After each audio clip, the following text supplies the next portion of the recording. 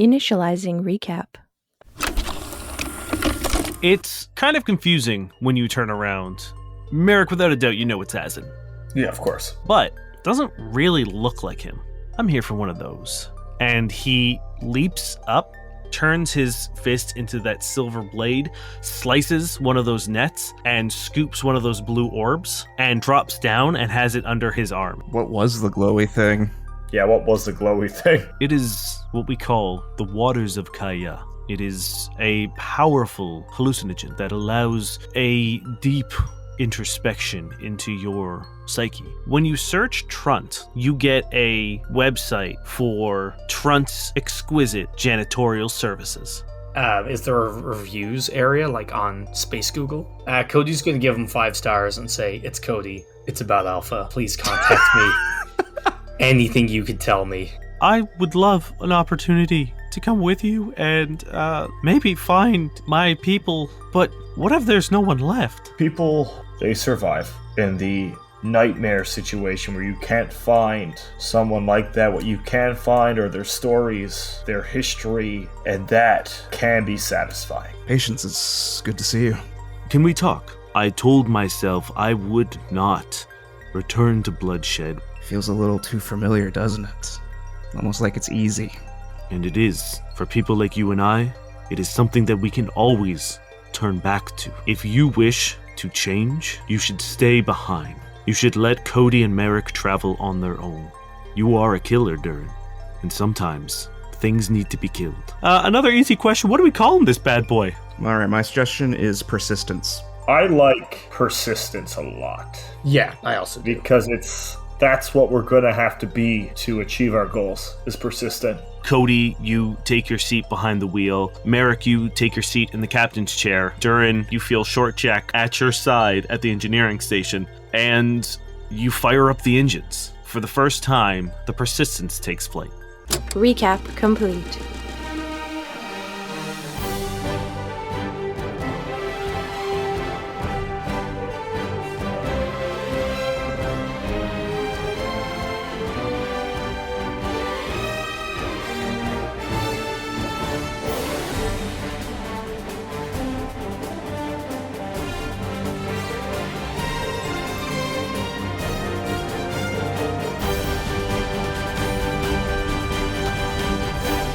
Welcome back to another exciting episode of No Quest for the Wicked. Boys, I've got 2 questions for you. First, are you ready to rock? I'm in the cockpit rocking out as we speak, so yeah. Hell yeah. Yeah, going to the dad bar and listen to Springsteen right now. Let's rock. Fuck yeah. Now, more importantly, are you ready to roll? I that one I'm unsure about, because if we don't roll, maybe we don't crash the ship. That's fair. That's a good point. That's a good It would point. be such powerful energy if you guys fucked this ship up the second I gave it to you. Durrin, don't touch a dice. No offense. None taken. The more we give him shit about fucking it up, the more likely it is that we're gonna fuck it up. 100%. I know Terry's sitting there like relishing every shitty thing we say. Oh, I can't wait. We're gonna have an ear-splittingly loud when I crash into a fucking asteroid or something. So I didn't discuss it last episode because we were doing things with emotions, but the way I'm doing crew stuff, I'm going to be stealing from, things like Mass Effect and stuff. So crew is going to give you passive bonuses or like bonuses for having them aboard. So because you guys now have Short Jack on board, the way his traits are going to work, and that's how I'm going to operate it. Everyone's going to have a trait and a flaw, and they will have bonuses and penalties to it. So with Short Jack, you have an extra set of hands. So what that means is once a day, you are able to roll an engineering check while aboard the ship twice and take the better result. However, his flaw is that he is inexperienced, and there is a 25% chance that it will not work. Every engineering check? No. If you choose to use his roll twice, there's a 25% chance that even if you roll like a nat 20, his inexperience will fuck it up. Interesting. Okay, does that mean there's a 25% chance that we're not able to use his second roll? Or anytime we use his second roll? No. So, okay. You're rolling an engineering check. You goof it. Maybe Durrin rolls a 1 while he's trying to jump into the drift. You're like, okay, great. Rude. We're actually going to use Short Jack's ability. You get to re-roll it. But when you re-roll, there's a 25% chance that no matter what that second roll is, it's going to count as a failure. Okay. And also because you have a tech workshop, there will be periods in time in which Short Jack will give you items. Hell yeah. Oh, is he a crafty boy? Yeah. Yeah, like he will use it to make stuff. Amazing. But that being said, you guys are kind of just flying through space. I don't think you have a destination per se, unless you guys want to tell me. As you guys take off from Goa, and all your systems come back online, and you now are operating a ship that has communication capabilities, you get a notification that someone is trying to contact you. Cody instantly looks for the captain. Do we have any information on who or where it's coming from? The cube. Oh, fuck. This can't be good, right? No. Is this like Facebook? Like, if we open it, will they know we opened it? It is a active call. Like someone is calling you right now. Durrin, is this your girlfriend? Could this be Thimble? Are you guys dating? That's a very long story and very complicated. Damn, Durrin, you got a girlfriend? She's very cute. She's very nice. It's very complicated. Anyway, One missed call. Who's it from? Can we call them back? do we see a number? Why are It you is a- so scared of her, Durrin, if you're dating her? Well, we kind of left the cube a little fucked, didn't we? But when I met her, you were terrified. The call begins again. Someone else. The thing starts going off again. Accept the call. I accept the call. Yep. It buzzes for a second and the screen is blank, and then you hear, "Oh shit! Hello!" And Thimble appears in the screen, and she says, "Oh my god, you guys are alive? You're okay? It is your girlfriend, Durrin. Durrin, are you okay? I'm doing okay. How about you? How's everything over there? I mean, fucked, but Okay. but like everything is better. Like we're not under attack anymore. It kind of all stopped when you guys left." She looks so relieved to see all of you, and I've been trying to call you every day around this time for days. And when you guys left, you left a lot of your ship behind. I was certain you were dead. We managed to pull together. I believe by shit she means most of our spaceship that Yep. Durrin blew up as we entered the drift. Hey, I mean, in Durrin's defense, it wasn't really a blow up, it was more of a tear. yeah, I mean, it got us away, right? We got to safety. You know, that's a win. All that matters is that you guys are okay. Guys, the situation for you is not good. They think, okay, are you guys ready for kind of an info dump? Yeah, Well, I guess. Yeah. We've got nothing else going on, and Short Jack here could use a refresher under the bullshit we're Oh, by the way, this By is the Short way, Jack. meet Short Jack. Hi, Short Jack. Short Jack leans over to you slowly, Durrin, and he's like, damn, man, she's a babe. Cody's like nodding. She blushes a little, and she's like, so as of right now, the Federation is teetering on the war with Sonona. Well, that's not good. I mean, it gets worse. So not only is the Sononan Empire kind of like on the brink of war with the Federation, they think you guys are saboteurs working with Sononan. Can I stop you there for one quick moment? I mean, you have, so yes. Captain, do you know, is he... Oh, Victor. There's no sign of him. It didn't look good. The last security footage I saw, he took a couple shots and wasn't in the best position, especially because he was, I don't know, but no one found his body and no one captured him. The others, like Quip, Query, Satir, They all got shipped off to Trillis. they're alive. Yeah, I mean, yes, they're in, essentially hell in planet form, but yeah, they are alive. And look, I'm giving you a lot of bad news. Good news is I've been tinkering with the footage that everyone is using to make it look like you attack the cube. And when you do, anytime you edit it or try to reverse the footage or anything like that, it corrupts automatically, which you think would be enough to raise suspicion, but they think it's something that you guys did or something. I don't know what their rationale is, but I was able to get past that initial corruption, and I'm just going to show you. And she hits a button, and then the footage of Durrin putting the bomb in his mouth, but being reversed and like looking like he's assembling it. She shows you it forward, like unedited. But the second it starts, it like pixelates into almost like like you can't tell what anything is. And then this little 8-bit character walks across the screen, and they have this like shock of blue hair, and there is like a white, it almost looks like a wedding veil covering the top half of their face, and they're wearing this like white one piece or like onesie sort of like jumpsuit situation, and they walk out to the middle of the screen and they wag their finger like back and forth. What the what? What is this? Shortbread. Huh? Yeah, okay. And you feel a cookie get tossed over your head. I catch it. Roll me a sleight of hand. Oh, hell yeah. It's a 19 on the die right there. Fuck it, man. You just snatch it. I think this is what you and Short Jack have been kind of practicing. Yeah, it seems like this is a Technomancer's calling card, and it is layers deep. Like, I was able to... It took a lot of work to get through that first initial corruption, only to get hit with another wall, and this is deep. This is some of the best technomancy I've ever seen, and this is them taunting us.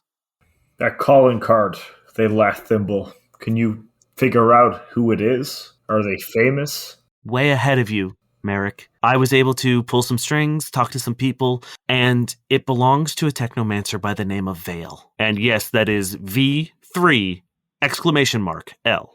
Oh, damn it. I hate Is it that a so capital much. O or a lowercase O? It's all I'm capitals. doing a capital because otherwise it just looks like... It looks like nonsense. Yeah. And she looks at you and she says, I've been doing a lot of digging, and those are the two big pieces of information. Well, sorry, that's the first big piece of information.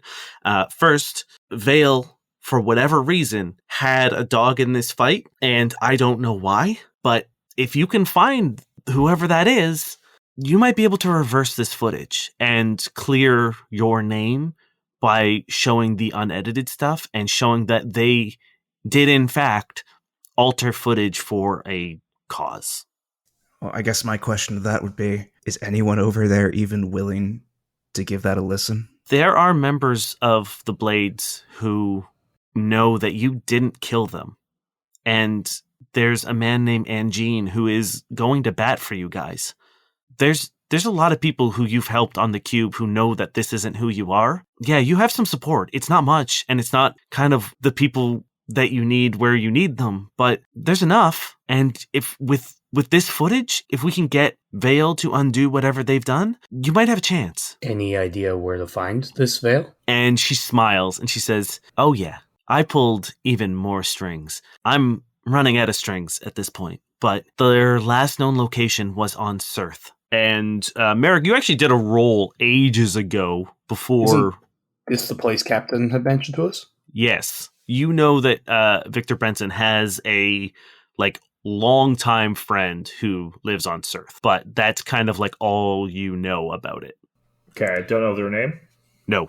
And refresh me, Dan, which planet is Cirth? Like, what do I know about that planet as a whole? I will say you guys know, you and Durrin specifically know that Cirth is kind of the anti-cube, whereas the cube was sort of like Earth's chance for redemption, and humans, mankind's attempts to correct their wrongs. Cirth was all the people who were like, we did nothing wrong, let's do it again. And it is sort of like just, it's a lot of like criminals, it's a lot of mob stuff, a lot of like casinos and nightclubs. It is kind of like Space Vegas. Earth 2 Electric Boogaloo. Well, oddly you say that, because Cirth is a amalgamation of Second Earth. Oh, hilarious. I like that. So there's a high chance yep. I visited this place before with Azin. That's what you're telling me. You've definitely been here on your tempering, and Durrin, you've spent Yeah. a lot of time here as well. Okay. Not a place I imagine I want to go back to. Yeah. I would say this is probably where you fled initially, Okay. after after you left the grandmother at wars. As I've said, me and Azin have done very good things together and very bad things together, and I would like to say that most of the very bad things happen on Surth. I've never been. Or maybe I have. Do you like cards, Cody? Cards? Cards. Like collectible cards of Rambo and all the big heroes from the 80s? Yeah, you're going to have a fun time, I think. They probably won't let him in. Do you have an ID? Well, I mean, like, he'd be really good at counting cards. Oh, because he's... Well, I don't Well, I'm know. Cody, not very good at counting in general. yeah, that was sort of... Yeah, he's just... It's not his fault he's part machine. Durrin? Cody's just like looking at you like, pardon? Durrin was being offensive to androids, I No, believe. it's Alpha's fault. Oh, Yeah, yes. yeah, He built that dick. Fucking Alpha. You don't say that out loud, I assume. No, I don't. This is me deflecting blame on me from being antagonistic. Thimble looks up at a noise on her end. She says, "Look, I'm taking a big risk talking to you guys. There's one more thing I need you to know. I was trying to pull footage to see what the hell happened when everything went sideways, and all of the footage from Victor's meeting with the administration when you guys came back is gone. Someone has deleted it." So there's somebody on the council or the Federation that is involved in this. I would say, I don't know Federation. Like, there's the only people that were there for the administration, The administration. which is the Cube's political system. As of right now, there doesn't seem to be any Federation influence, because the only Federation influence is that it seems like Sononis Prime has committed an act of war against one of their colonies. Thimble, thank you so much for this. You went out of your way for your ex-boyfriend and two people you barely know. Okay, let's not put labels on things. all right? Sorry, I thought they someone were you are currently boyfriend and girlfriend. semi-romantically Oh my God. invested in. Anyway, doesn't matter. Here, I'm gonna interject real quick before anyone says anything stupid. Thimble. Oh shit, someone's coming. And she turns the screen off. I wish you guys could see my face right now. I'm very upset.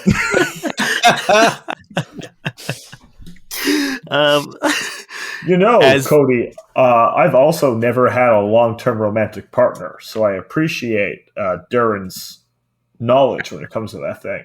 Yeah, me neither. Maybe we can both find one. Does Azin count? Azin and I have a very fluid relationship, and that's all I'm going to say to that in this moment. Hey, you know what, boys? I think this is an excellent time to introduce a system of star travel that I've stolen from another game called Uncharted Worlds. Okay. And that is a system called Cramped Quarters. And it is meant to simulate the bonds and the bad blood that comes with traveling in close spaces with the same people in space over a long period of time. I will let you guys determine your next course of plan, like your next actions, and then we are going to get into Cramped Quarters, because I think there's enough here to play with. So what would you guys like to do in terms of like charting a course? We just have to go to Surth. We just got Gunna for Surth.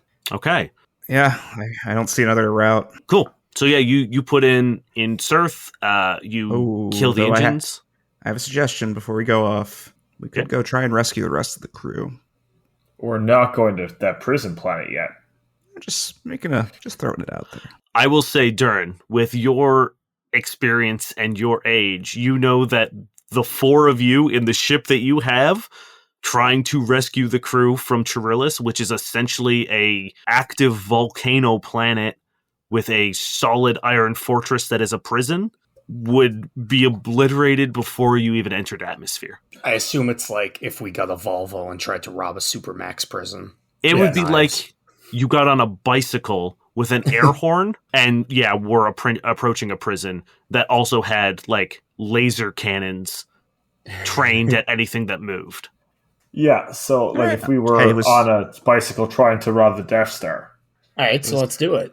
It was just a pitch. No, I agree. Let's do it. No, Hey, boys, no, you tell me where you want to go. That's We're going to Surth. If I get one Captain Veto ever, I'm using it right now. Let's go to Surth. I'm gunning it. Cool. Yeah, you guys, the engines die. The warming of the drift drive you can hear behind you as the Persistence slams into the drift, and you begin charting your course to Surth. Everyone, please roll me a d20. And don't tell me what you get. Okay. Cody, you know what? Roll me a d4 as well. Oh. Ominous. I don't think this is going to go well for right. anybody. What'd you get? I'm which? You're a d4. 3. Okay. Durrin and Merrick and Cody, what did you receive on your d20s? I got a 14. Okay. I got a 2. Oof. So the way this works is when you roll, there are 3 options. At a 17 and higher, you earn a bond. At a 9 to 16, you learn something about the other person. And with an 8 or lower, you generate... Oh, no.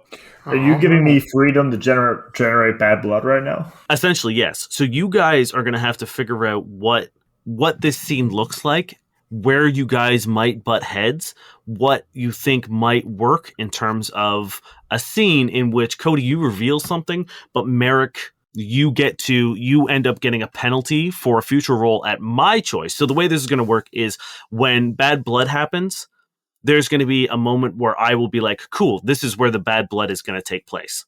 And I will impose a penalty. However, when you guys get bonds, you tell me, you will be like, cool, I'm going to use my bond right now. And it's usually going to be either like a roll twice, take the higher, or a flat bonus on a check that you determine. That's pretty sick. So I have to, like, he learned something about me or I learned something about him? You reveal something about yourself to Merrick. Okay. And Merrick is going to generate bad blood with you. That sucks. I'm ready for it. And it doesn't have, like, again, I'm going to stress that it doesn't have to be huge things. Like, this isn't like, oh, Merrick, you are now mortal enemies with Cody. It could be something as simple as, like, Cody ate something out of the fridge that belonged to you, and you're annoyed for a day or a couple hours. Cody keeps leaving the milk out of the fridge.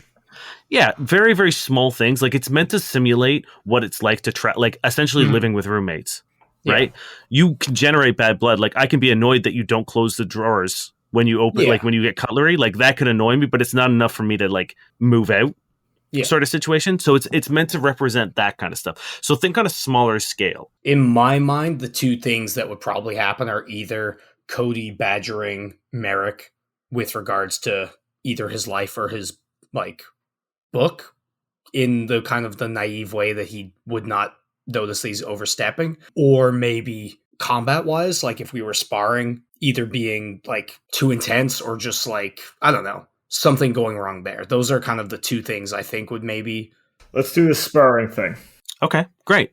So let's we'll say that you guys have pushed some of the crates and boxes out of the way in the cargo hold, and you are using it as sort of a makeshift sparring arena. You and Merrick have been fighting together for a while now, and you've had moments of triumph with the successful ambush attack in the Noble Kingdom. And you've had moments of spectacular failures. So I think you guys are now trying to iron out like what it's like to fight together instead of falling into luck of like things just working out. So Cody, what are you looking to reveal to Merrick this time? Or I'll pose it to you. Do you guys want to just role play a scene and see what happens for our first time? I don't know. I'm of both minds. I'm good to go. Let's just rock and see what happens. Okay. Yeah, let's try it out. This is our first time. If it doesn't work, we can then like be like, okay, yeah, from now on we will determine beforehand where we need to go. Yeah. All right. So yeah, you guys have pushed the boxes out, and this is sort of your first official sparring match between the 2 of you. Okay. I think Cody's gonna come in hard and fast. I'm probably harder and faster than usual. Cody, with the recklessness. Just swing, swing, swing. Where's the discipline? It's not always about discipline. Sometimes it's about energy, force, surprise, persistence. Don't use the ship's name to hit me with your inexperience, alright? Kata over kata over kata in the desert sun, moment over moment, blister over blister. I feel like Cody's heard you say in the desert sun so many times that he knows that's a good time to get in a cheap shot. Now roll me an attack roll. Okay, it's pretty damn good. 15 on the die. I think That breaks it equal. That's equal. Plus You're 7, so 22. good. That hits. I think it's just like, a solar plexus, like, little tap.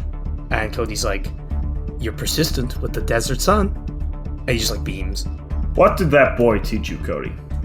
What boy? The one who made you. You said his name. I can't remember. Cody's face, like, drops. I told you to write it down. It's Alpha.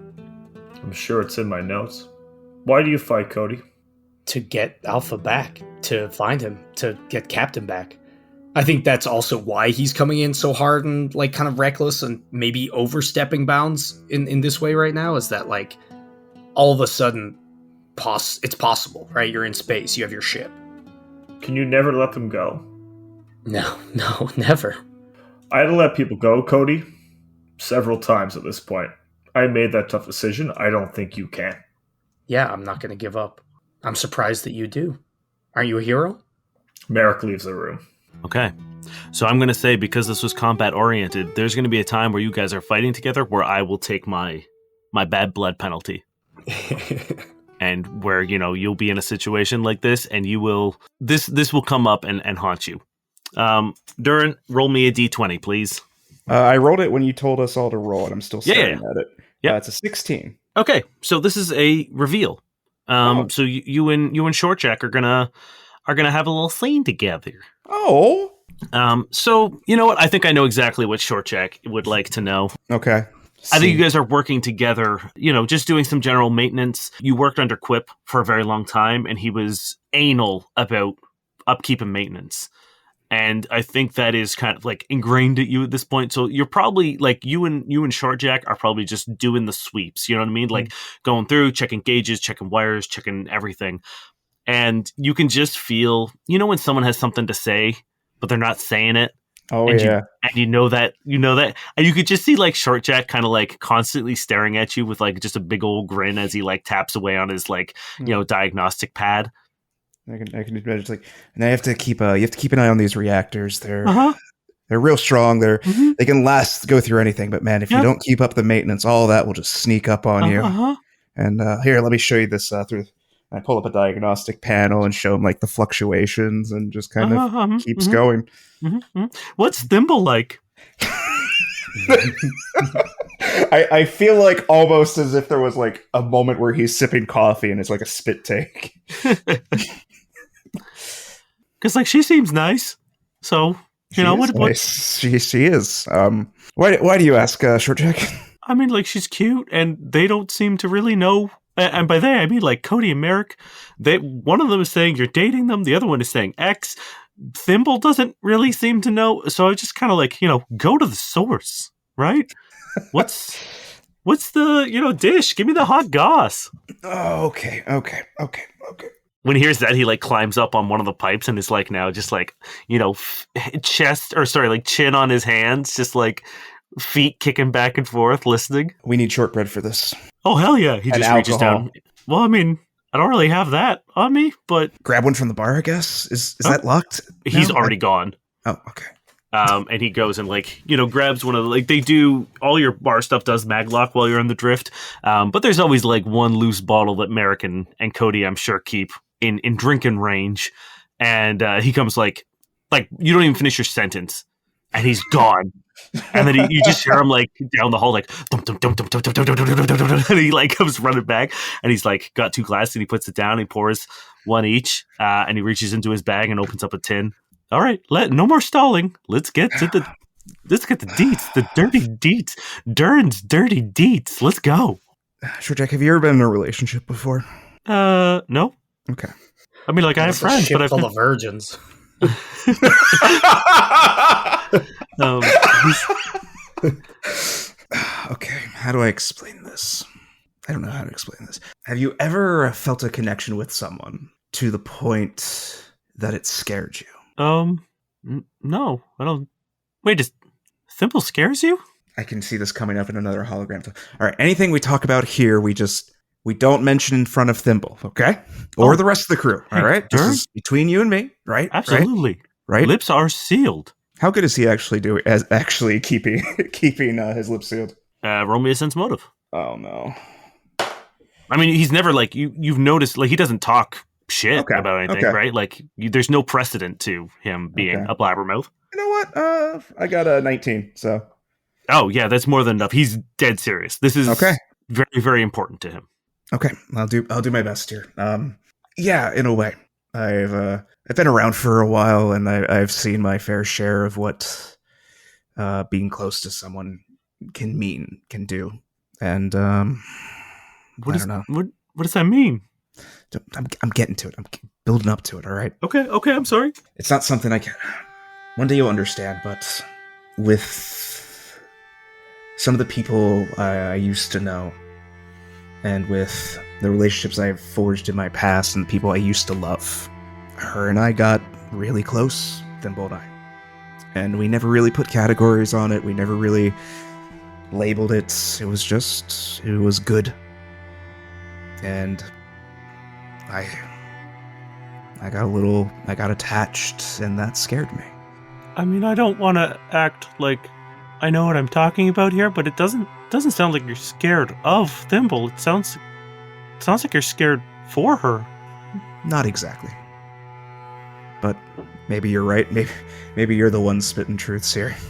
But yeah, either way, getting close to people's tough for me. And when it happens, well, it doesn't really happen, to be honest. And I felt it happening again, and, making distance, traveling, keeping things normal was what I did. No real broken hearts, no real X. It's just more so something could have happened, but it didn't. You see him take a second to sort of process that, and he clinks your glass, he downs his shot, and he says, let's get back to work, huh? No. Now it's your turn. Who's your Thimble? No, I'm good. No. And he packs up his shortbread and he walks away. Roll me another sense motive check. Okay. Another 12, 19. You can tell that when you said that he doesn't, or you don't want to get close to people, that seemed to shut him down. Do they have bad blood? Nope. It's just a reveal. Durrin has revealed something about himself, and Short Jack has also revealed about himself that he wants to get close to you guys, and he's worried that if he does, you will cut him out like you did with Thimble. Man, he read that wrong, but okay. All right, fair. He wants to make sure that he doesn't get cut out, so he's going to take a step back, and that is kind of what his thing is. Okay. And those are the reveals, and that's Cramped Quarters, boys. It's Look at interesting. you guys growing as a team, or not. Yeah, that's exactly what we did. The ship feels a little awkward now. That's the point of the system, and I fucking love it. Couldn't you have waited until we got to enjoy our ship for like 2 minutes? Nope. You guys tear out of the drift, and in the distance you see a asteroid that has been sort of sliced in half, and there's a dome on the like sliced, it's like a flat asteroid, and there has been a space station that has been built on it, and it is like a 3-tiered city made out of these rings. So the ground where the asteroid meets the bubble is like this sprawling sort of city, and then there's a central like giant building that runs up the middle. Then there's another ring above that, or above like the base ground. There's another ring there. It's slightly smaller, but it is filled with these like fluorescent blue and pink tubes that seem to be pumping liquid down into the lower areas, and the ring around seems to has this big old colored tube that's just like running around it, and there's like lights and searchlights, and it seems to be way more bright. And then on the top, the third and final one seems to be a bunch of like skyscrapers. With another dome on top of that, so it's like a dome within a dome. So this is Surth? That is the space station of Surth. Yes. Oh shit. Okay. For some reason, I thought it was somewhere on the way to Surth. No. You have arrived at Surth, and there are like ships coming in and out of it, and it seems like the remaining bottom half of the asteroid seems to be where like everyone is going into dock. That seems to be where everyone, goes in and lands. All the landing docks, all the shipping places are all down there. If you want to roll me a culture check, I can give you a little something, a little extra, what you know about this. All right. Cody has a 16. Okay. 16 is better than Merrick. I don't even have culture. Okay. With a 16, I don't know how you know this, Cody. How do I know this? Maybe, I don't know, maybe you were doing a little bit of research on the way here during Maybe when Merrick, stopped sparring with me, I had time to research the place we're going to. Yeah. So you know that the 3 tiers of Surth all have a very distinct purpose and a very distinct sort of like flavor. Mm-hmm. The ground floor is known as the Midnight Bazaar.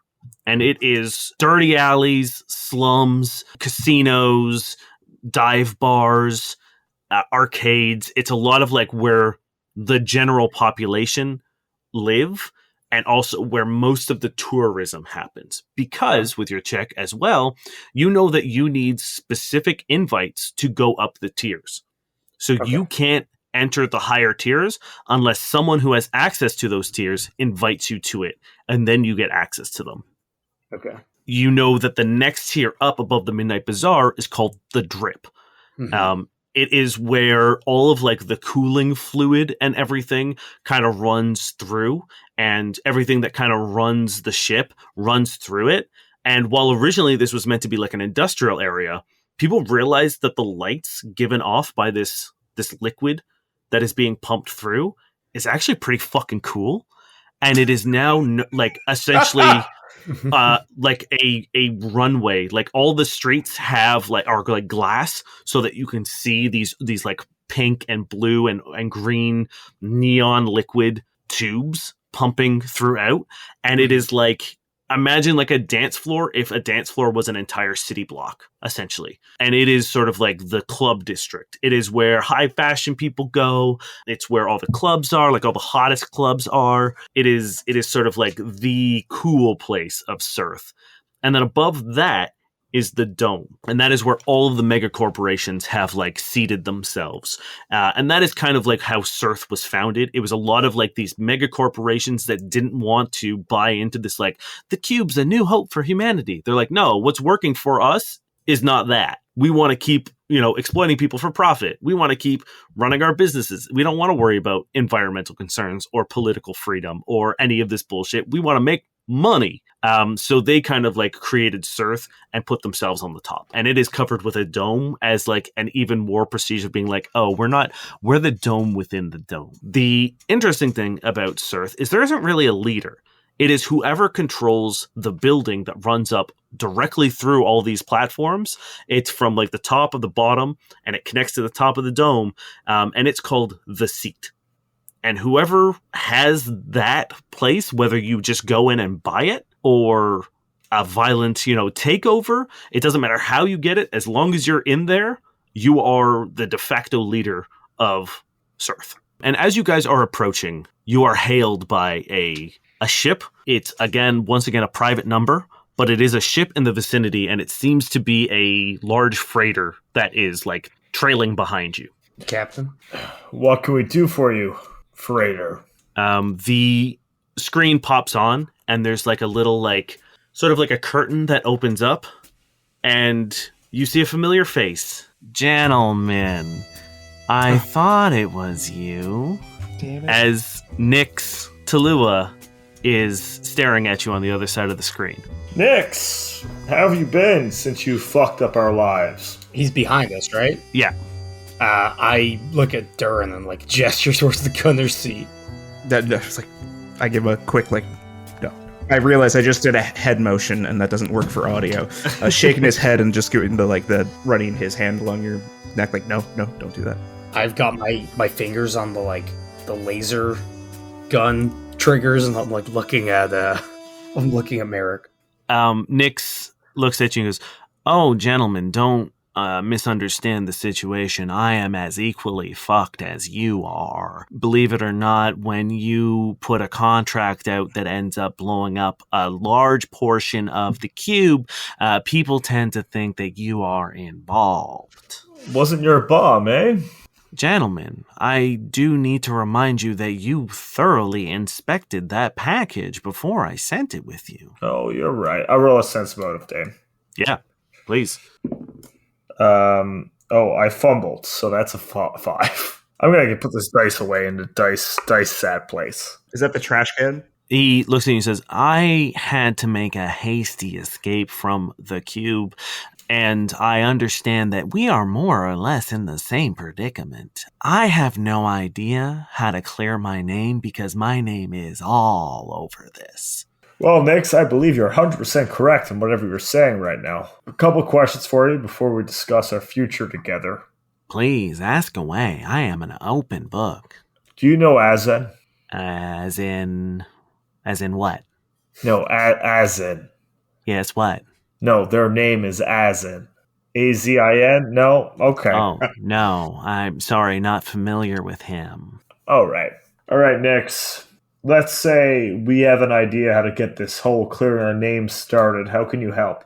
Well, gentlemen, Nix is nothing but resourceful. During my hasty escape, I was able to procure a small assortment of items that might be beneficial to you.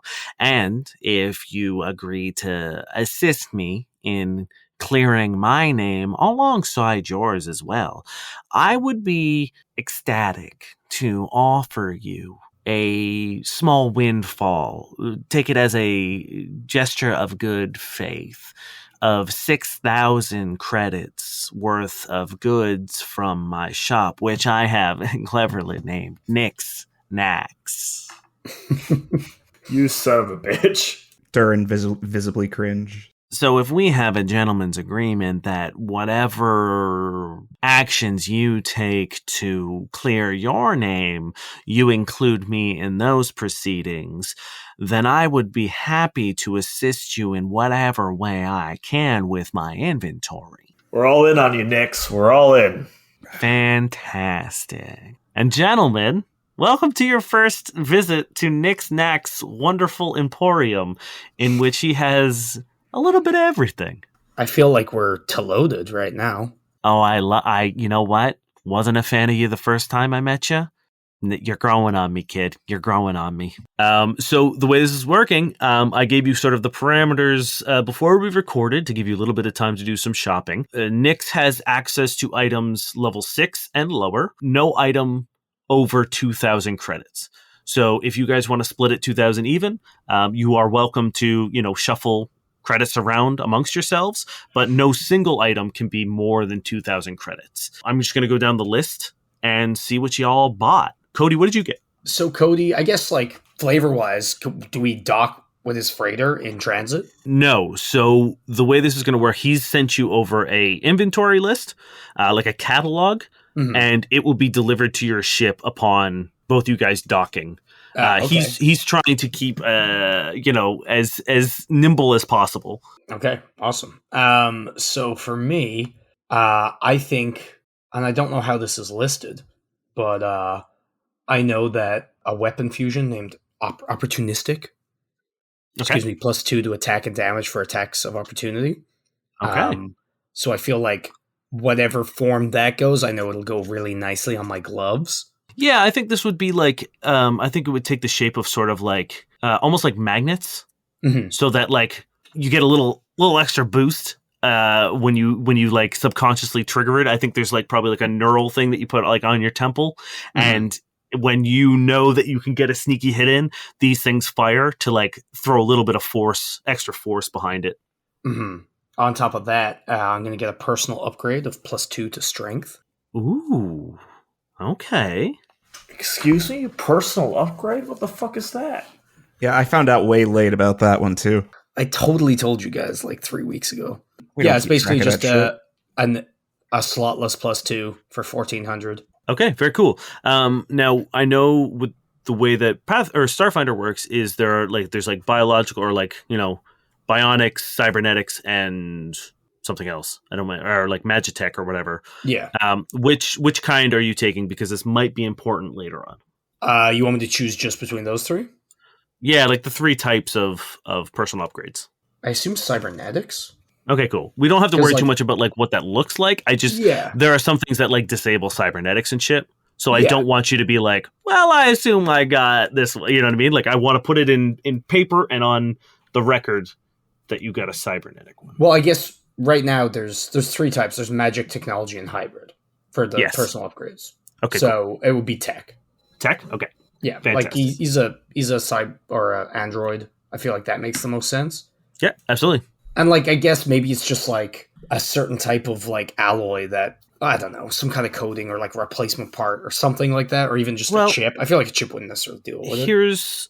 Here's what I'll give you, and you sticking with your aesthetic of like 80s action hero. I'm gonna say that there is a like a headband that has small pins in it that give like boosts of adrenaline. Hell yeah. When you put that on, they sort of like sink in and give you a steady boost of like adrenaline that increases your strength. Amazing. That work Love for you? it. Oh yeah. You know Love it. Perfect. Is that all you purchased? Well, I believe Merrick is going to float me a tenner, although now that we've bad blood. Don't. I still float a tenner, but like begrudgingly. I can do it if you don't want to. If your character would be too pissed Again, off. bad blood isn't. You guys No. don't hate each other. It hasn't affected your relationship. It's just a Yeah, moment. it's just at some point. Yeah, it's fine. I float you 10. Wonderful. So I'm going to also get a Aeon Stone. okay. Fancy. You What does fancy that do? boy. It is a turquoise cube luck stone that if you fail an attack roll, saving throw, or skill check by 1, it retroactively grants you a +1 bonus to the roll once a day.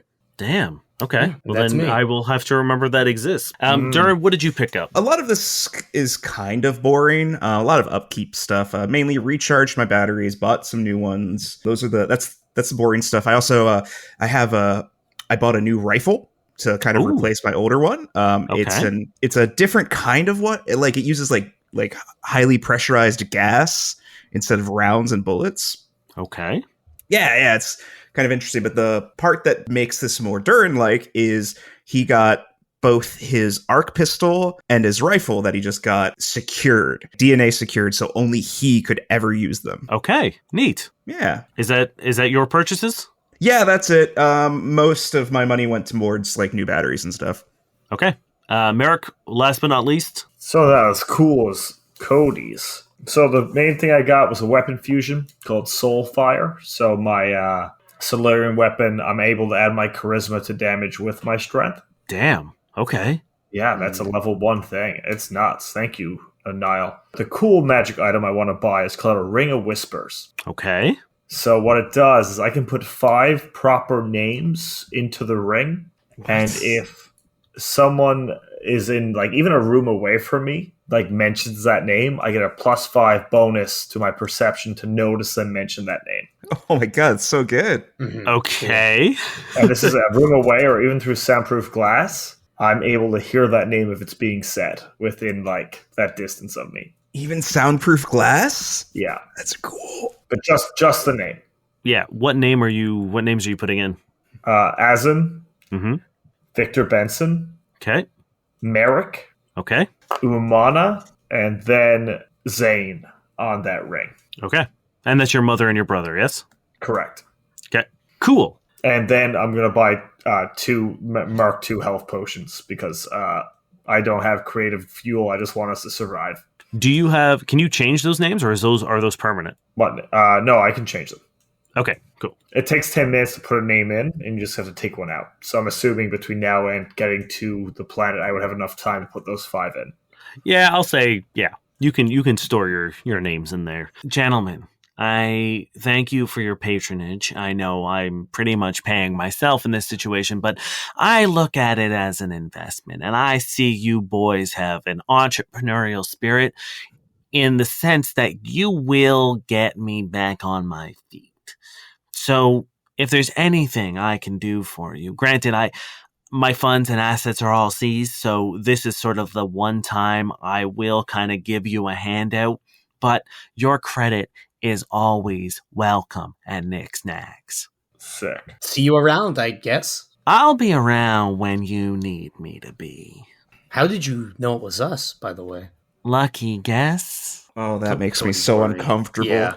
Cody's real worried. Anyway, gotta skedaddle, boys. Nice to see you. Good luck. And then the screen cuts off. You know, we've received 2 phone calls to our new ship that probably shouldn't have come in. That makes me very worried.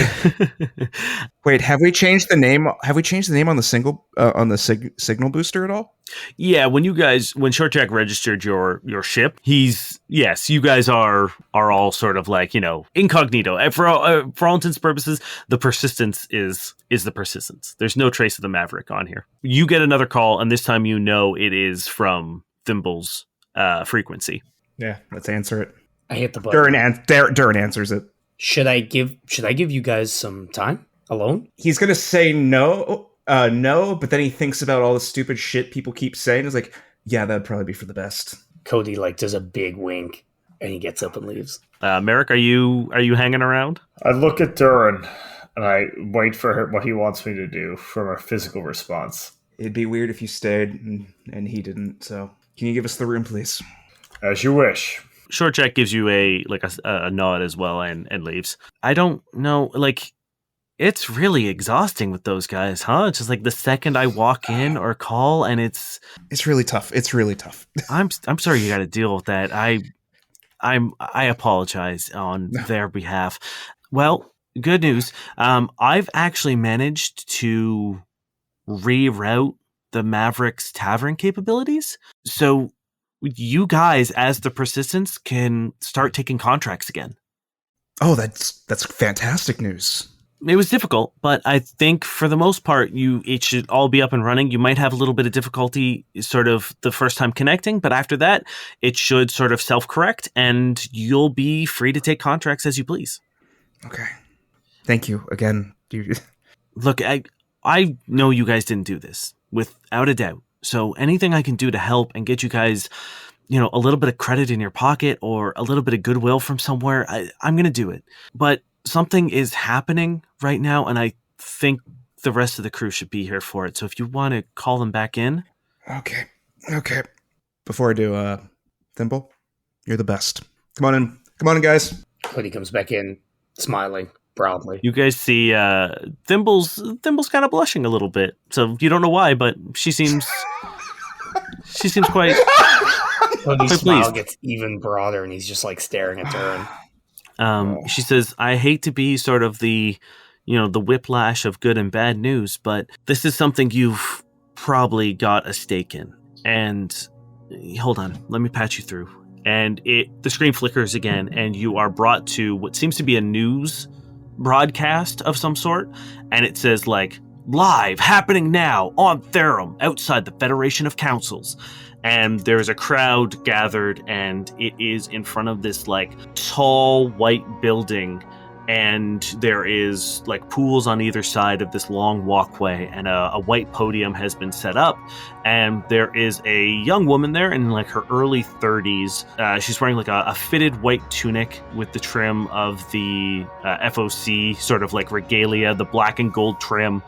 She's got black hair about shoulder length, but voluminous, it's very large hair, made up of these small, tight curls. She has a nose ring that connects with a thin gold chain into a myriad of ear piercings. So it webs out as it gets closer to the ear. And she has a tattoo on her lower lip of vertical lines of varying thickness, almost kind of looks like a barcode, but not that. And she has this large lacquered wooden collared necklace.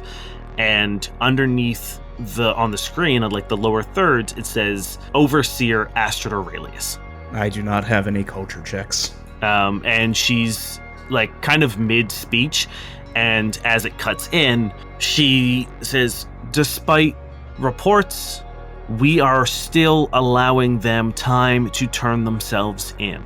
Before the Ministry of Defense can enact any sort of bounties, we are allowing the remaining Maverick crew who is still at large. We are giving you an opportunity to turn yourself in for formal questioning and an official trial amongst the Federation of Councils in order to clear your name or prove your innocence or guilt.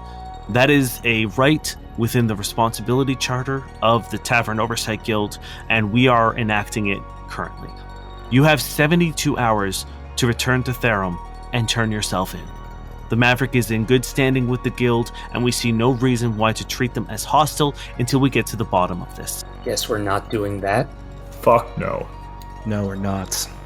When she says that, you hear in the crowd, like, boos, and all the flashes of the camera start going off, and you hear reporters shouting questions, and she bows her head and takes a step back as another young man comes to the front, and he's got his hair almost looks plastic with the amount of stuff in it, and there's like a perfectly curated like strand that dangles in front of his sharp angular features, a neatly trimmed beard lining his mouth and along his jawline, like pencil thin. He's wearing this dark blue coat with a very high collar, and underneath he's got a crisp white shirt with a only slightly lower collar, and he puts his hands upon the podium, revealing these hands that are covered in rings that both look incredibly gaudy but also very expensive. And he looks out into the crowd and he says, "It is with great pleasure that I introduce myself as newly appointed special consultant to the Ministry of Defense on behalf of the Cube's administration. During our investigation into the heinous and reprehensible attacks we suffered mere days ago, while I appreciate Overseer Aurelius's naive optimism that this is all just a misunderstanding, I am a pragmatic man who believes in what he sees, and the evidence couldn't be more clear. However, due to the Tavern's charter of responsibility, she is well within her rights to issue a lenient option to the suspected terrorists of a violent assault that resulted in the lives of many innocent people. I assure you, however, that when the softness of the guild expires, myself, in conjunction with the administration and the ministry, will come down with the full force of the Federation to bring those responsible to justice at any cost. The Federation stands for unity, and together we will endure, and together we will triumph." And you see he's like posed, expecting a far louder reaction, and you only hear sort of like a smattering of applause and like, woo! But still, like, he's still got his chin up high, and he takes another step back, and the screen flickers, and Thimble comes back, and she says, "The ministry's gonna put a bounty on you the second the guild's offer expires." That consultant, did he have a name, Thimble? Yes, it was Arwen Decker. Decker's such a good name. Such a good name. Well, Thimble, I think you understand that we will not be taking that plea deal. Oh yeah, no, I wasn't showing that for you to take it. I was letting you know you have 72 hours on Cirth to find Vale. Well, we may as well go find Vale, and maybe hit the tables in between. I mean, as soon as those 72 hours are up, all of Cirth will be on our asses. Yeah. Yeah. And you said you had good news? Oh, sorry, Durrin, like you guys all left. The tavern is operational again. I was able to sort of reroute the Maverick contract to the Persistence, and you guys can now take tavern contracts again. That's amazing. Thank you. Just try to keep your head low through all of this. I don't want you to get caught up in all this either. Yeah, I'm covering my trails pretty well. But speaking of which, I gotta go. Good luck, guys. If you need anything, I will do my best to help. But I think once you get on Cirth, I can't do much. So good luck. Thank you again. Of course. And she hangs up. And you get a notification from Surth that you are cleared for docking, and you are able to go in if you would like to. Yeah, I'd take us down. I say we go to the murder prison planet, because apparently that's a good idea. Hey, Durrin. I'm joking. Let's land. I mean, in 72 hours, it probably is a good idea. Just saying.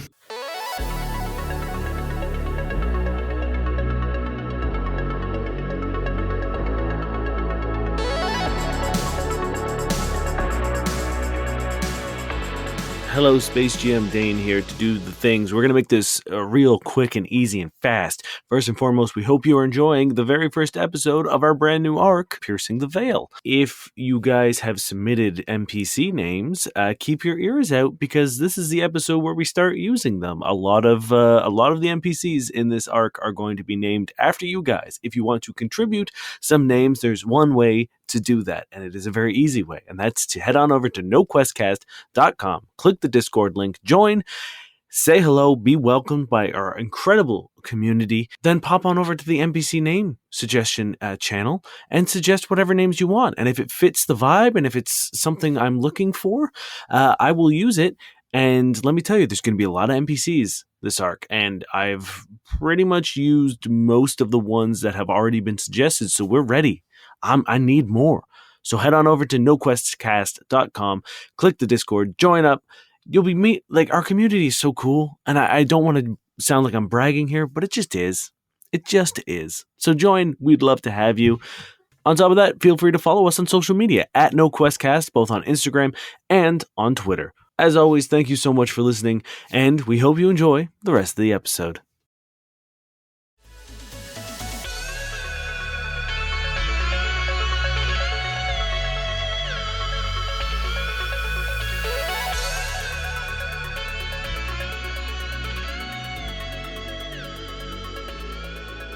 As the persistence makes its way into Surth, the port guides you into a nice cozy spot, and as you guys debark, a little white drone comes floating over and parks down beside you, and the side of it says Congo. Cody, give me a will save, please. This is going to go well. Not the worst. That is a 17. Now, if I miss it by 1. So it's not enough and you didn't miss it by 1. Okay. You fall to your knees and are inundated with that logo, Congo. But imagine it staying the same, but its surroundings flashing. So you know what I mean? Like when one thing stays the same, but everything else around it changes. And it seems like you've seen this logo hundreds, thousands of times in different places. And then it stops and you're back. What? Cody, are you okay? What, is the drone doing anything? Nope. It literally just landed in front of you. And it just says, there's a little screen that just says please accept delivery. I accept the delivery. Cody's just staring at it with a hand outstretched. Yeah, as you accept the delivery, Merrick, the side of it that has the logo rolls back like a shutter, and inside are the things you purchased from Nyx. Oh, perfect. Cody, are you okay? Who are this company, this logo? Who are they? Have you seen them before? Durrin and Merrick, you've definitely seen them before. This is a shipping company that is used throughout Casamal. I'm assuming it's like Amazon, right? As you take out your packages, the shutter closes and it lifts up again and says, "Thank you for using Congo. Remember, with Congo, you can go." And it flies off. Yeah, okay. Fair enough. Give me a culture check. Yep, Space Amazon. Space Amazon. I'm rolling so poorly. I have to keep retiring dice. Well, in fitting fashion, I rolled a 4. Mm-hmm. I don't even have culture. I can't roll this. I rolled a 2 and got a 7, so... I also rolled a 2, but got a 4. Yeah, between the two of you guys, you've seen it a bunch of times. But Merrick, you're not exactly the online goods orderer. So you know that they're a delivery service, but you don't know anything beyond that. Yeah, Aslan used to get packages from the Kangos. They would just show up. I assumed Kango was a friend of his. So the name of the company is Congo.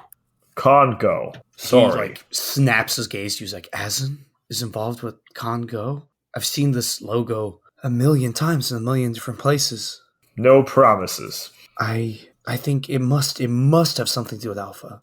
Or me, or what I was, or where I was, or who I was, or when I was me. Well, when we have a moment, we will investigate the Congo. This was your alpha heir to a multi-million-dollar conglomerate company?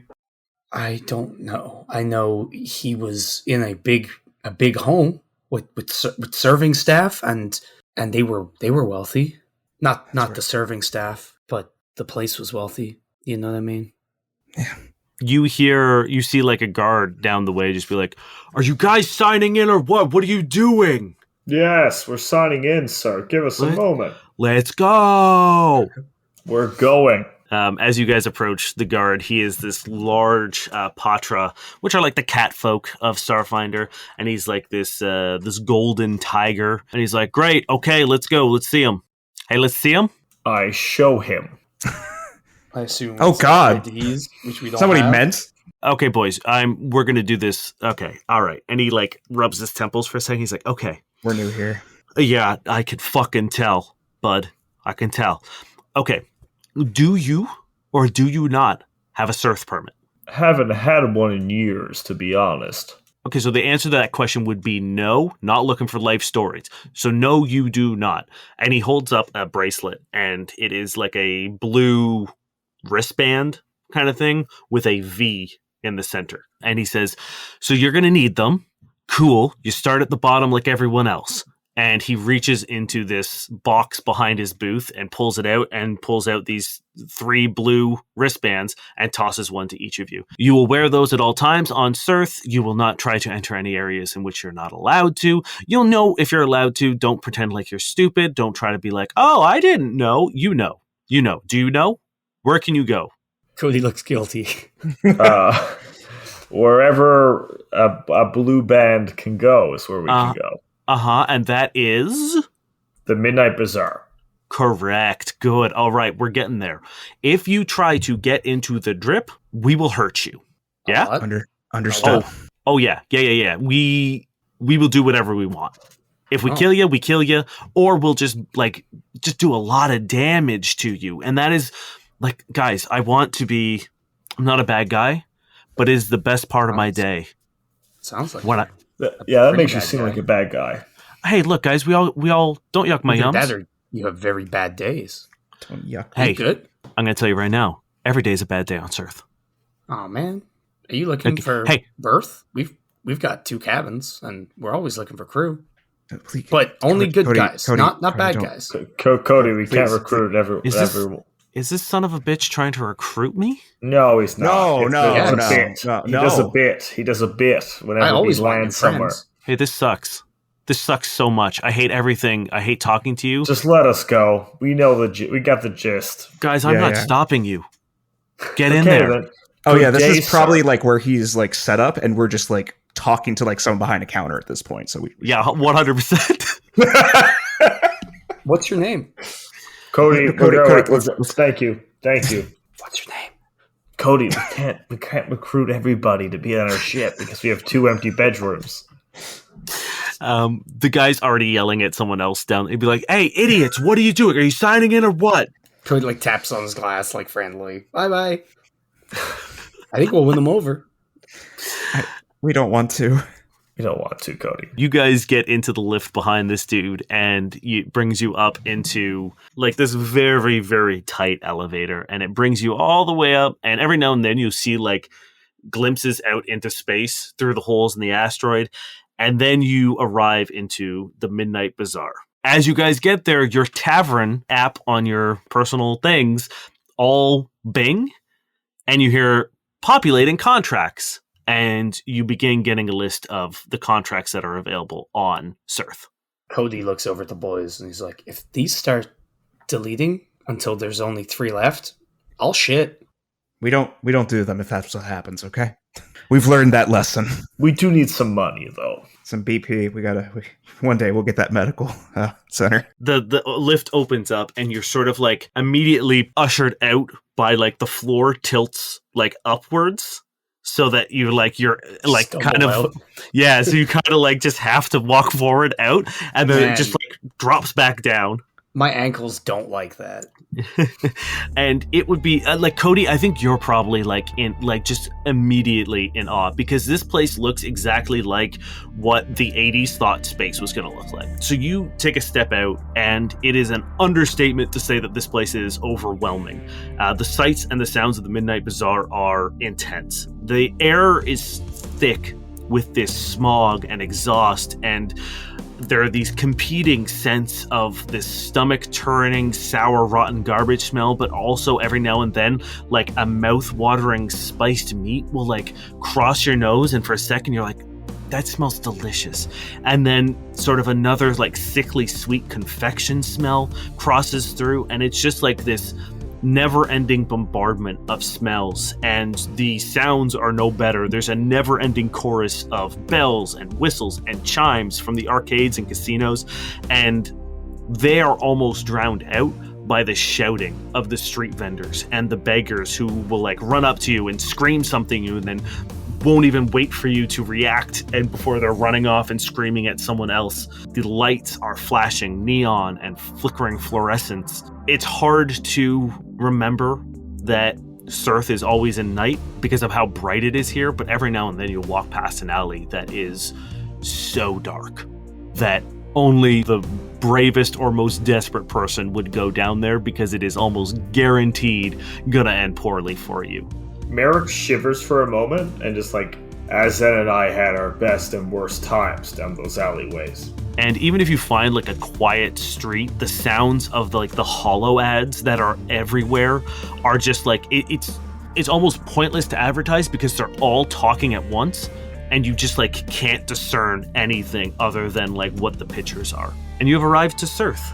I feel like Cody loves it, and just, I think that's probably why he actually researched this, because there was probably like neon on the cover of whatever he read, you know? Yeah, 100%. As you get to sort of like the entrance to the bazaar, there's a big sign at the front that says Second Earth, and a screen kind of like rolls down about halfway. Welcome to Second Earth. When we did Earth so well, we had to do it again. And only the S stays lit up in second, and the letters like smash together above you, and everyone has to give me a reflex save, please. Oh, God. The fuck? As sparks come showering out underneath How about you. a nat 1? Oh, no. I feel like Cody is not only enthralled, he's slowly walking towards it. Yeah, that's a 4 for me. I'm gonna run it at D20s at this point. I mean, this is my roll, baby. 24. Maybe Merrick tries to stop Cody or With something. evasion. Durrin, I think you've seen this so many times that you know exactly like how fast you have to move to not get showered in the sparks that come shooting out of the sign. And Merrick and Cody, you only take 2 points of fire damage. Yeah, I feel like Cody's just walking up towards the sign in awe. Maybe Merrick tries to stop him. You can hear some people like laugh in the distance as they watch you get like a little singed by these sparks. Cody turns around, it's like, so fucking cool. We don't have money, but do we have like day-to-day money, like to get a beer perhaps? Or eat? Do you have credits? I don't believe so. I have credits left over. Well, like, because we didn't technically get credits, right? No, but like you had starting credits and stuff. If you used all your starting credits, and yeah, no, you're po. Okay. Well, I was gonna say we grab a beer while we look at the things, but yeah, I don't have a cent, so never mind. Durrin, do you have a cent? I'll cover the beers. No, Cody, Durrin, I've got many cents I have not spent. Beers are on Captain. I feel like there's a very cool, like, I don't know. Actually, Dane, you tell me. What pub do I see? What bar? There's like comically like stereotypical. Like there's an Irish pub with like, you know, a leprechaun Nope. like out front. There's like a British pub where, you know, there's a guy in like one of those big furry hats, like the Buckingham Palace guard sort of thing. But it's like a Sheeran wearing it. Like it's all sort of like very, you know, countries of the world and Disneyland sort of thing, where it's just like the one thing that someone remembers from Earth about a certain culture that's just like, there it is. I I want to Is go to the bar where we sit in like cars as tables. Oh, there's definitely like a fucking 50s diner style Yeah, place yeah, where yeah. like the booth looks like the back of a Cadillac for sure. Oh yeah, I want a boozy milkshake. Cody's down for that for sure. Yeah. Dane, is there a coat/hat stand near the entrance at all? Maybe? Sure? You see Cody see it and beam, and he just keeps paying attention to it as you guys sit down. Yeah, you see these robots who are all wearing like various colored wigs to make them look like 50s diner waitresses. They're all wearing like yellow and pink and blue pastel dresses with an apron tied around their waist. And they're just kind of like zipping all around. And one of them comes up to your table and it's just like, "Hi, I'm service assistant 11Y, but you can call me Sally." Thank you, Sally, for welcoming us to your establishment. "Please, can I have your order?" Boozy milkshake. 3 boozy milkshakes. 3 boozy milkshakes coming right up. I'll do mine vanilla. Well, of course, that's the only answer. And Cody like frowns and he's like, Durrin wants strawberry. I remember liking vanilla. And he just kind of like blinks and he's just like, "This means nothing to me." And rolls away. so boozy milkshake sounds amazing. Shall we look at these contracts? Yeah, let's have a look. I'm assuming, gentlemen, as we get into this, to find Vale, I have a strong feeling that these bracelets we have can get better. Somehow. Probably with money. And to get to Vale, we may have to go up to the drip. Speaking of these, Durrin, can they track us? What Of do these course do? they can. You signed away anything like any privacy, any of that shit? That's gone here. Do you want to do an engineering check and find the all, specifics? I can do that, I guess. I believe when I was here with Azan, he had a bracelet that had many colors, and it just let us into every room. Well, the dice giveth, the dice taketh away. Natural 1. But You crashed the it's bracelet. but it's a 14 on the engineering. I'm not trying to fix it. I'm just trying to see. I'm just Yeah. trying to see how it works, and they No. probably don't. You definitely like, you know that this thing is like a tracker beacon. You can see that it has a microphone and a speaker attached on it. Like, yeah, this thing is not exactly Mr. Privacy 101, like Yeah. it is definitely listening to what you're saying. The sound can be transmitted from it. There's probably tracking chips in it. You don't know the specifics. You don't know where it goes or how to disable it or anything but that. But it's very obvious that this thing is shady as hell. I think the one thing I would point to is the obvious microphone. Yeah, Cody like nods warily. So yeah, you guys, Sally returns with a tray and like wings down the 3 milkshakes and then like zips off. The contracts you have available to you. You guys have a list of them up, yes? Can we look at them? Yep, you can look at them now. All right. It tells you the name of the contract, what kind of contract it is, and then the credits associated with it. So the first one is called Ghost in the Machine. It's a task worth 300 credits. A Pleasure Cafe is having trouble with an invasive virus that is disrupting and occasionally injuring their clients, and the contact there is Fizz. The next one is Vigilante Vigilance.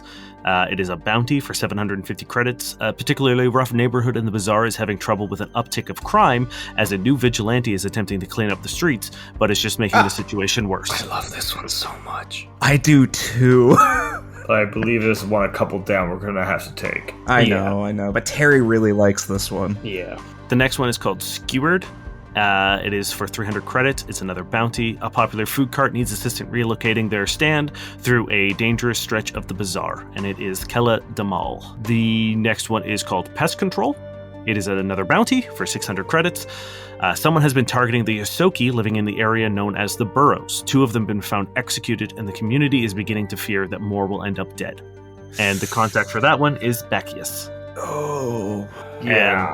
And the last one is called Hacking a Hack, and it is a task for 300 credits. A local hacker has been thwarted repeatedly and wants to get back at whoever is messing with him, and the contact for that one is FB2K. There is one more. Oh, yeah, sorry, there is one more. Looking for Love. It's a task for 400 credits. A widowed man has his first date in 20 years and needs some help practicing and preparing for the date in order to calm his nerves. And the contact is Fudge Puddington.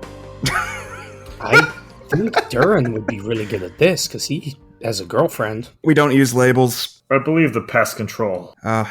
but the pest control really hits my heart if I'm honest. But Even then, I don't even like the name. I say we start with that one. Very least we can do. Yeah, someone's targeting a community. They become annihilated.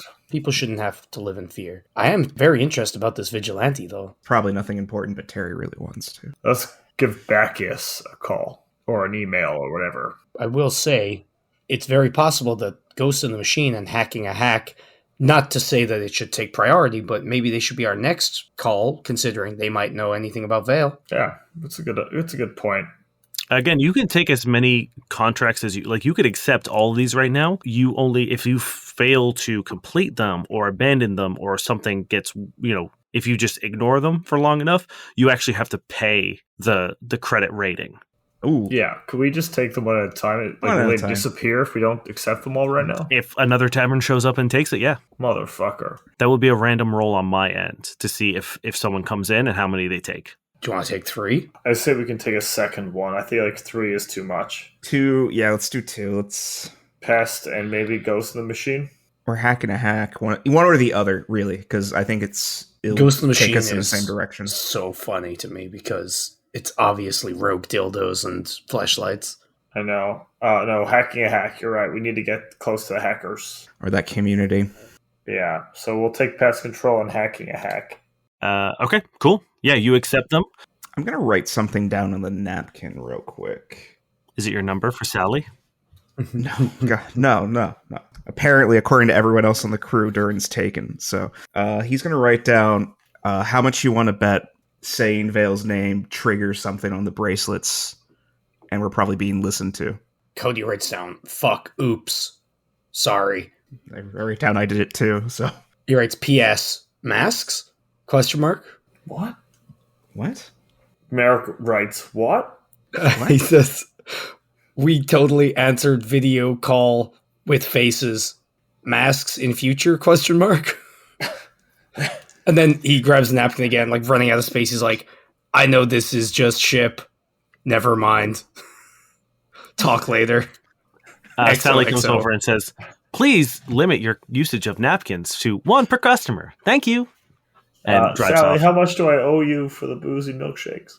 You can see she's meant to be writing something down on a thing, but it is just a data pad, and then a bill appears on the on the digital surface of the table, and it looks like an old timey diner chit, and it's just 2 credits. Okay. I throw 2 credits down. I put the third credit down. Okay, Make sure a tip's included. hell yeah. I just look at you guys. I'm like, thank you. I next round's on me. I make sure to take the napkins with me. All right, let's go find Bacchus. Okay, cool. Yeah, you start making your way through the bazaar, and you begin getting into an area that is a little less populated. There's still a bunch of people coming around, but there's far more Yosoki now.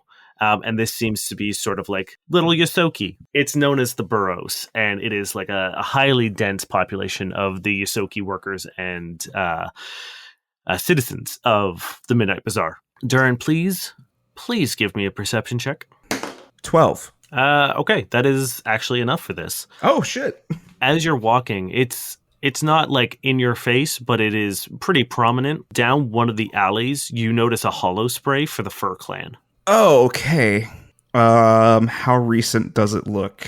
Roll me an engineering check. Natural 20. You know that this particular brand of hollow spray only lasts for a week, so it is within 7 days. I'm not going to mention anything to the crew yet, but I'm going to keep an eye out.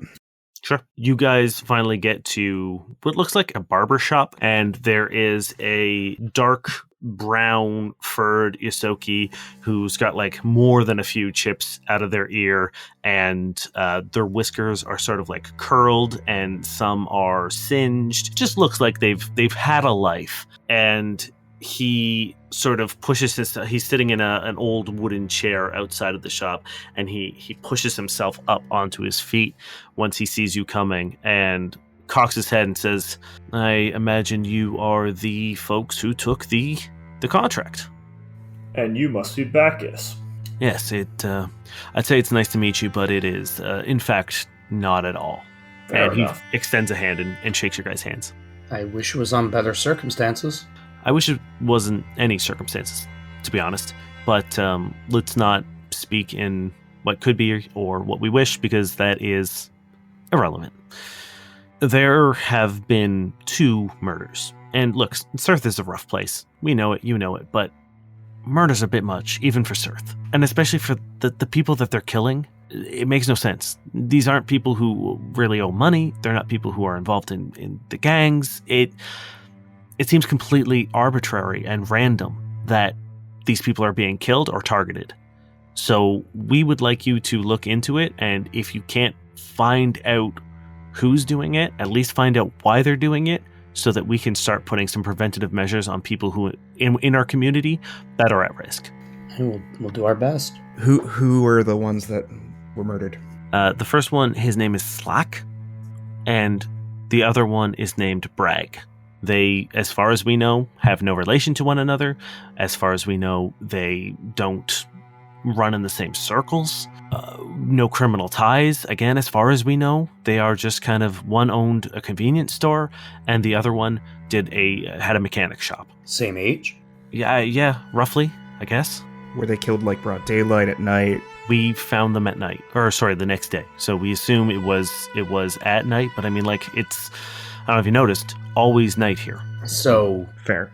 the job said executed. Were they killed in a particular way? Throat slit and a wound or shot in the back.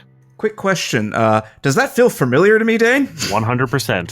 Fuck me. You know that is a pretty common, like, fur assassin means of killing people, usually shooting people in the back as they ran and then throat slit to finish the job. Cody shakes his head and he's like, so we're dealing with cowards. We'll find them. Look, you seem bright-eyed, bushy-tailed. You're pretty young. The idea of cowards in Sirth means nothing. There are people who are killed, and there are people who don't get killed. So if you have to stab someone in the back in order to make it to your next meal, you're not being a coward, you're being smart. So I really, really need to emphasize that these kind of moral judgments aren't going to get you anywhere here. I'm not being an asshole. I'm saying this for your own information and knowledge so that you can put an end to this. We need to see their stuff. Sorry, the victims? Yes, their possessions. Yeah, I mean, yeah, I can take you. I mean, like, we don't really have like a law enforcement here, but I can bring you to the store and the mechanic shop if that helps. Yes, I need to go through their things. And you hear someone coming, like, running up behind, and you hear, Bacchius, it happened again. And Bacchius looks down at the ground, and you see him, like, clench his fists, and he looks at the 3 of you, and he says, well, if you want to investigate a crime scene, it would appear that we have a fresh one for you. Let's go. Yes. And he looks at the younger you, so you lead the way.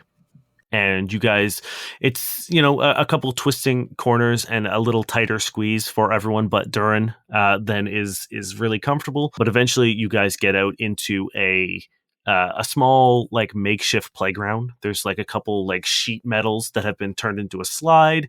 There's a couple of, like, tire swings. Very, very lo-fi and very, very, used with improvised. It seems to be like some sort of, like, kids playground.